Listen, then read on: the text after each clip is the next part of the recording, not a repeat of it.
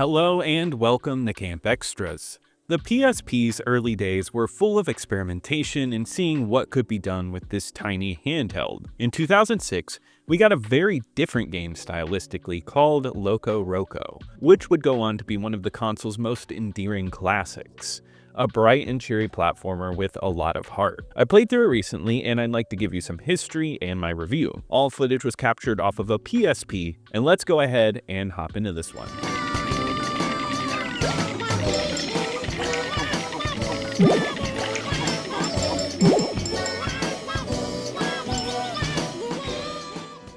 LocoRoco is one of those games that can be traced back to a singular vision with Tetsumo Kuno. He had worked on various games for Sony, including classics like Ico and Legend of Dragoon. He would come up with ideas for games on his PDA, and that's where this game was born. The original drawing is available online today, and it looks very close to the idea that we got with the finished product. The idea was developed when the PSP was just about to come out. It involved using the console's L and R buttons to turn the level and allow for rolling objects to be led in-game. Kuno also wanted to make sure that the game had a 2D art style over 3D and thought that the handheld would be a perfect place to implement that. He had come up with the concept and pitched it to Sony, but the first time around, they did not understand it. It took around a year for him to build a demo for the game, and once they got their hands on it, it got the green light. The game was developed with a small team of 16 at its peak, yet the game was followed through, and it seems Kuno was happy with the product. There's a really sweet story in an article, which I'm going to link below, where he goes to a trade show and he knows he's done a good job because he sees kids playing it on the PSP and moving the PSP along with the motion, having a blast. LocoRoco would release in Europe and Australia first in June of 2006 and then in Japan in July, with its North American launch being on September 5th, 2006. Personally, I vividly remember going onto the Sony website and downloading a Halloween-themed demo for this game to my PSP and thinking it was a really neat experience. I played it and liked it, and some years later, I picked this up and played through it. I remember enjoying it, but it's been a while now, so I felt like it was time to replay it. Let me tell you how my experience went, starting with the plot and gameplay.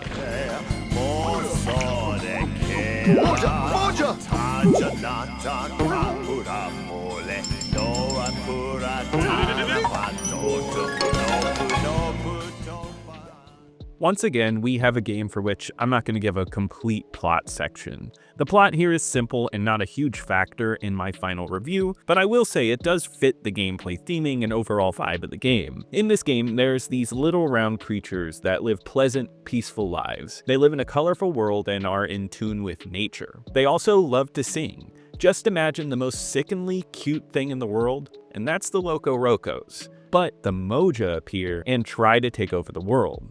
In this game, you assume the planet and you're guiding the Locos so they can defeat the Moja. I love that the plot explains why you're rotating the planet. It's unnecessary, but it helps build the world. That is it for the plot too, so it's simple, but as we learn as we go on, simplicity helps this experience. There's no long-winded cutscenes or text for you to read. You get a setup and you get to play the game. Perfect for a handheld experience you can just turn off when you need to. The plot also does a good job setting up such a cute world, and I think it's a thoughtful start to the game, but not overbearing. It works to explain why you're shifting around the Locos because they're not fighters, but the planet itself is not giving up. Since you control the planet, you can almost think of this as a Lemmings-like experience, leading the Locos along in their movements to solve puzzles. There is never a moment when the mechanic is updated or changed in any fashion. You'll start up a level and understand that it will give you puzzles along with many secret areas for you to explore,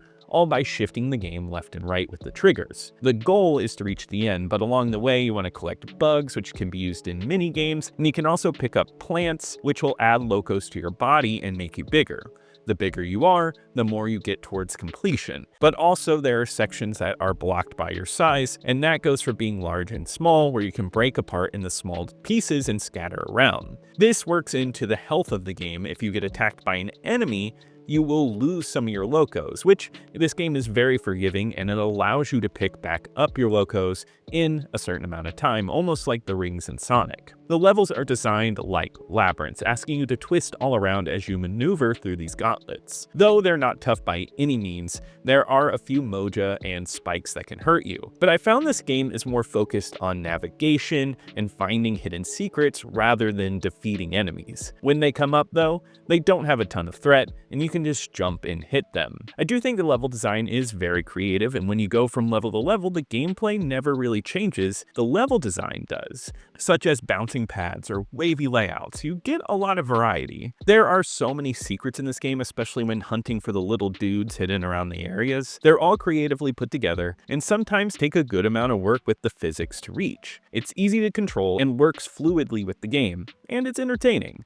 I like how bite-sized the levels are, and it makes for something that is easy to pick up and chip away at. It's not difficult, so you aren't pushing hard against the same level over and over, and replay value is here because you unlock parts of the LocoRoco's house, and with the more stuff you collect, you get to fill it out with little pieces of furniture and land. It's interesting. My one complaint about this game, though, is that there's a surprising amount of downtime. There are many times where you break apart the locos and they follow a set path, and you do absolutely nothing in these sections and just watch them move in the air or move through gears. Visually, it's neat, but there's no gameplay. It's not quick either, and you'll sit there watching them slowly moving through the section of the level. I'm not sure what the point of having so much downtime in this game is, but these moments are just not entertaining at all and happen to drag down a good time. Though I'd say overall, when you're actually playing this game, it's a ton of fun, and the movements work perfectly on the PSP, and the level design is solid. It's a 4 to 5 hour experience, and I think it pulls a lot out of the simple concept, and I had a good time for the most part.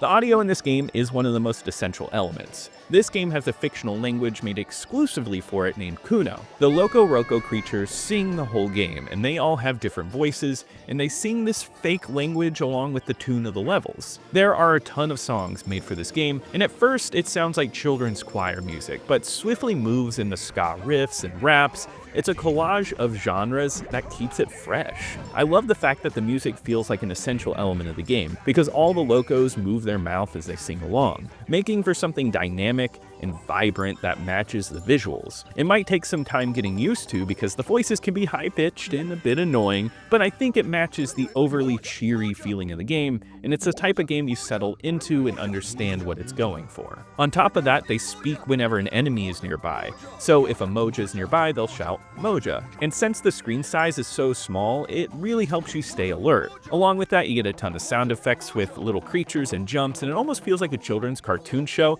especially with some really silly sound effects throughout, and it makes it warm and welcoming. This is just like the visuals, which are full of pastels and a simple 2D look that makes it pop. Sometimes simplicity can lead to the best results, and I think that's what makes this work. Feeling like something out of 60s psychedelia, with wavy lines and bright colors blasted at you. It's so friendly and inviting that it matches with the music to make for one of the most creatively interesting games on the console. I will say this game looks much better on the PSP screen, where it has crisp lines, and it stands out with its odd but simple visuals to make for a game that looks like a nice piece of art.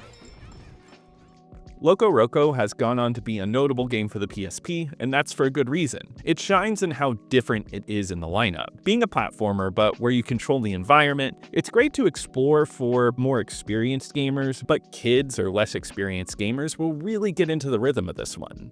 It's bright and fun to look at, and the music is entertaining.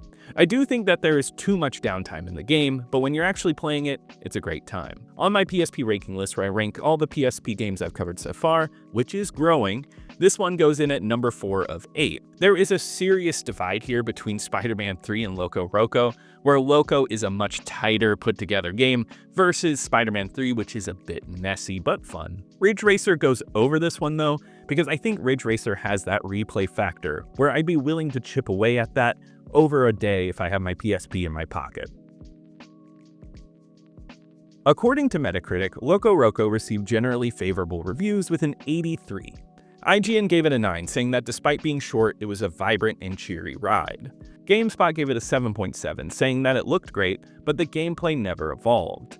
Electronic Gaming Monthly gave it a mix of scores with a 6, a 7.5, and an 8, with some of them complaining about the gameplay not going anywhere, but some really loving the vibe of the game. This game would go on to win awards, and those who loved it really loved it, and those fans have gone on to be persistent. The game did not sell incredibly well, which according to VG Charts sold almost 400,000 copies worldwide, but the company obviously saw the charm this game had. It reviewed well, and Loco kind of gained a mascot status, and you see him a lot. He's brought up today, and he was even featured in the latest Astrobot game and received a remaster not that long ago. It's an endearing classic, and one that is notable on the PSP.